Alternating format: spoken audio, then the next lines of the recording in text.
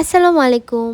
আজকে আপনাদের সাথে শেয়ার করব একটি ফাঁকিবাজি টিউটোরিয়াল। ফাঁকিবাজি বলার কারণটা হচ্ছে আমি এখানে পুরা ডিজাইনের টিউটোরিয়ালটি করিনি, শুধুমাত্র কিছু স্টেপসের টিউটোরিয়াল আমি করেছি। আপনারা যারা অনেকদিন ধরে আমাকে ফলো করছেন তারা জানেন আমি এই ধরনের রয়্যাল টাইপ ডিজাইন কখনোই করিনি বা খুব কম করেছি।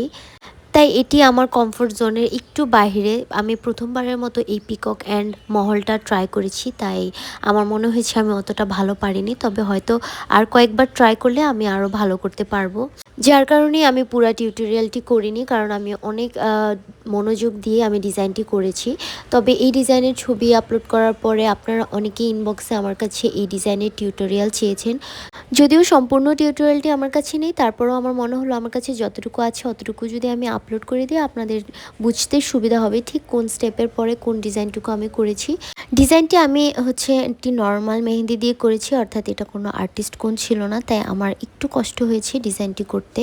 যেহেতু আমরা আর্টিস্টরা সবসময় একটু পাতলা পেস্টের এবং আর্টিস্ট ফ্রেন্ডলি কোন ইউজ করে থাকি, যেটা দিয়ে আমরা ডিজাইন করতে কমফোর্টেবল। আমার মনে হয় আমি হয়তো আর্টিস্ট কোন দিয়ে যদি ডিজাইনটি করতাম তার ফিনিশিংটা আরেকটু ভালো আসতো এবং আমার আরেকটু সুবিধা হতো।